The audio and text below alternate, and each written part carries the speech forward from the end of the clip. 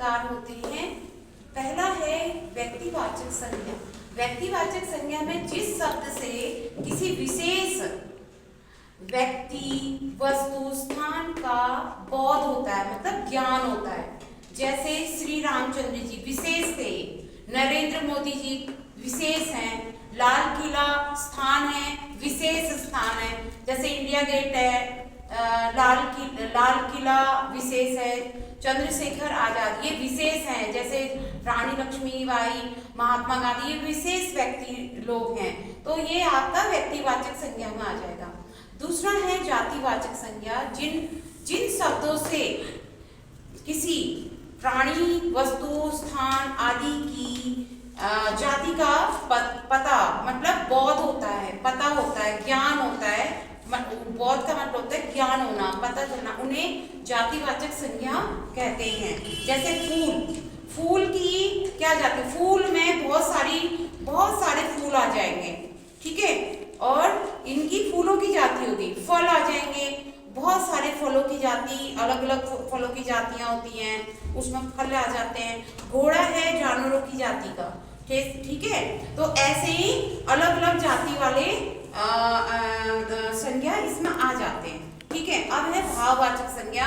भाव का मतलब होता है अंदर का फीलिंग, अंदर की भावना जो हमारे मन में आती है, उन्हें हम जिन शब्दों से किसी प्राणी या पदार्थ की दशा का, भाव का, अवस्था, दशा माने जो स्थिति में है, जो भाव प्रकट हो रहे मन में, और अवस्था जो स्थिति में है, गुण, इन सभी के गुण होते हैं, आदि का बोध होता है, मतलब उस गुण का पता चलता है, बोध होता है, ज्ञान होता है हमें, और उसे हम भाववाचक संज्ञा कहते हैं। और जैसे वो भाव मतलब जैसे सच्चाई, कोई व्यक्ति अंदर से सच्चा इंसान होता है तो उसको उसकी सच्चाई का पता चलता है कि ये सच्चा है। कोई इंसान चतुर होता है, चतुराई का पता चलता है तो वो चतुर हो गया।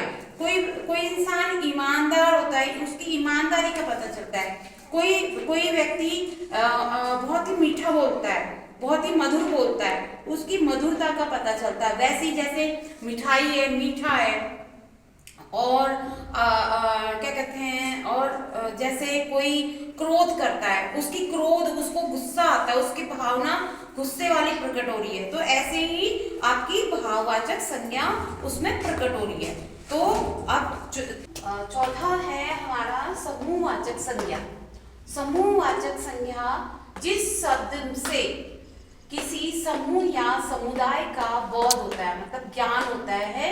समूह झुंड, ठीक है, समूह सभा, समुदाय जैसे सभा हो गई, जब बहुत सारे लोग इकट्ठे हो जाती हैं, इकट्ठे होकर सभा बनाते हैं।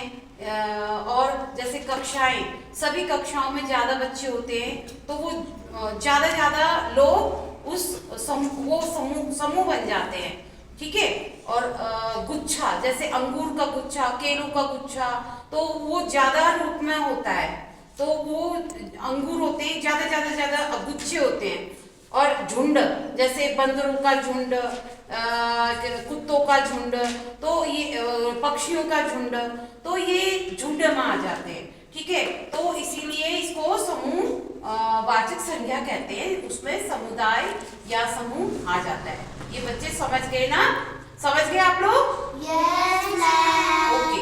अब है पांचवा है द्रववाचक। द्रव का मतलब होता है पदार्थ, द्रव लिक्विड वाली चीजें, या जैसे लोहा, चांदी, सोना, ये इसमें आते हैं। और दूध, जल, तेल, ये लिक्विड जो होते हैं वो सब द्रववाचक संज्ञा में आते हैं, जिसमें पदार्थ भी होते हैं। जिस शब्द से किसी द्रव अर्थात पदार्थ का बोध होता है, ज्ञान होता है, आप लोगों को हमें पता चलता है कि वो पदार्थ है, उसे हम द्रववाचक संज्ञा कहते हैं। जैसे सोना हो गया, सोना पदार्थ में आता है।